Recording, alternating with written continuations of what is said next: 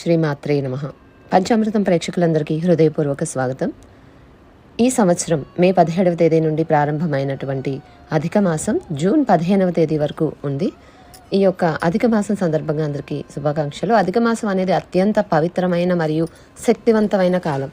ఈ సమయంలో శ్రీమన్నారాయణుని అనుగ్రహం, దైవకృప, మార్గదర్శనం, ఆధ్యాత్మిక శక్తి మరియు చికిత్సాత్మక దివ్య తరంగాలు విశ్వమంతా వ్యాపించి ఉంటాయి. ఆ దివ్య శక్తులను ఎలా పొందాలో, వాటిని మన జీవితానికి ఎలా ఉపయోగించుకోవాలో తెలుసుకుంటే అద్భుతమైన ఫలితాలు పొందవచ్చు.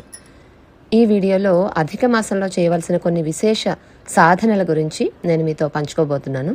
ఈ సాధనలు జీవితంలోని ఎన్నో కర్మబంధాలను తగ్గించడంలో, సమస్యలను పరిష్కరించడంలో, మన జీవితంలో సానుకూల మార్పులు తీసుకురావడంలో సహాయపడతాయి.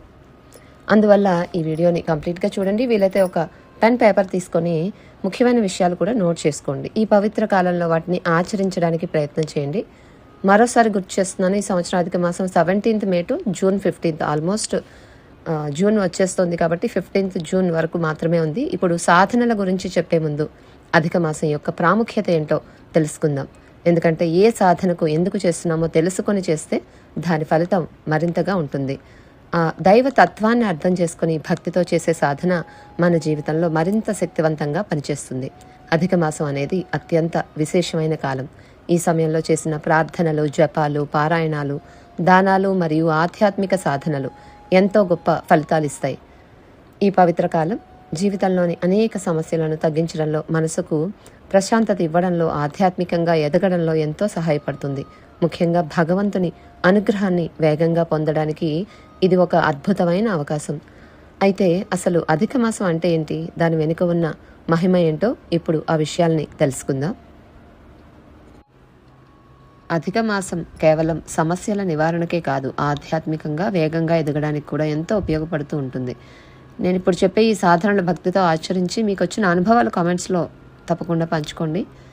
అధిక మాసం విశిష్టత గురించి ఇంకొంత తెలుసుకుందాం. సాధారణంగా 3 సంవత్సరాలకు ఒకసారి ఈ యొక్క అధిక మాసం అనేది, లేదా పురుషోత్తమ మాసం అని కూడా అంటాము, ఇది వస్తూ ఉంటుంది 3 సంవత్సరాలకు ఒకసారి.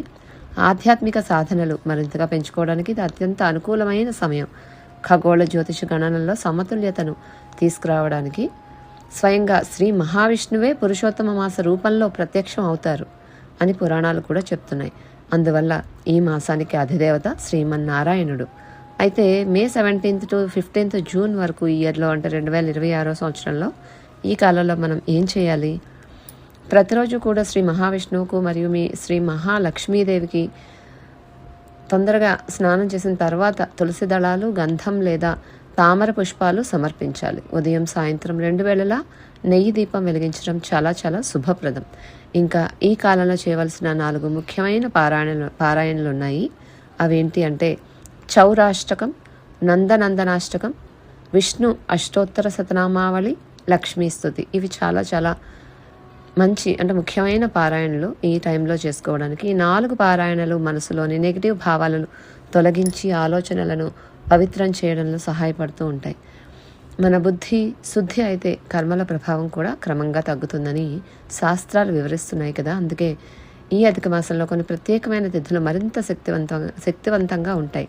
అష్టమి, నవమి, ఏకాదశి, ద్వాదశి, చతుర్దశి మరియు పౌర్ణమి రోజుల్లో శ్రీమన్నారాయణుని అనుగ్రహం మరింతగా ఉంటుంది అని మనకి పురాణాలు కూడా చెప్తున్నాయి. నెలంతా సాధన చేయడానికి సమయం లేకపోయినా కూడా కనీసం పైన చెప్పిన ఈ ప్రత్యేక తిథుల్లో అయినా ప్రత్యేక పూజలు చేసుకోండి. ఆ రోజుల్లో ధన్వంతరి వ్రతం, వైభవలక్ష్మి వ్రతం, సత్యనారాయణ వ్రతం లేదా విష్ణు సహస్రనామ పారాయణం కూడా చేసుకోవచ్చు. ముఖ్యంగా విష్ణు సహస్రనామాన్ని ఈ తిథులలో పారాయణ చేసుకుంటే శ్రీమన్నారాయణునితో ఒక ఆధ్యాత్మిక అనుబంధం ఏర్పడుతుంది. ఇక ఈ కాలంలో చేయదగినటువంటి ఇంకొన్ని విశేషమైన ఆచరణలు కూడా ఉన్నాయి. అవేంటి అంటే పుణ్యక్షేత్రాల దర్శనం చేసుకోవడం, తీర్థయాత్రలు చేయడం, పవిత్ర నదుల్లో స్నానం చేసుకోవడం, భగవద్గీతలో కనీసం 1 శ్లోకమైనా ప్రతిరోజు చదవడం, రాయడం, రామాయణం, మహాభారతం వంటి ఇతిహాసాలను వినడం లేదా పారాయణ చేయడం చాలా మంచి ఫలితాలు ఇస్తాయి.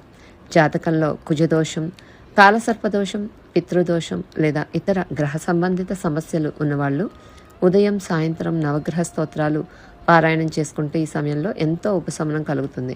అలాగే ఈ కాలంలో తులసి మొక్కకు కూడా నీళ్లు పోయడం, తులసి దగ్గర చిన్న నెయ్యి దీపం వెలిగించడం కూడా చాలా శుభప్రదం. దీనివల్ల ఆరోగ్యానికి అధిదేవత అయిన శ్రీ ధన్వంతరి అనుగ్రహం కూడా లభిస్తుంది.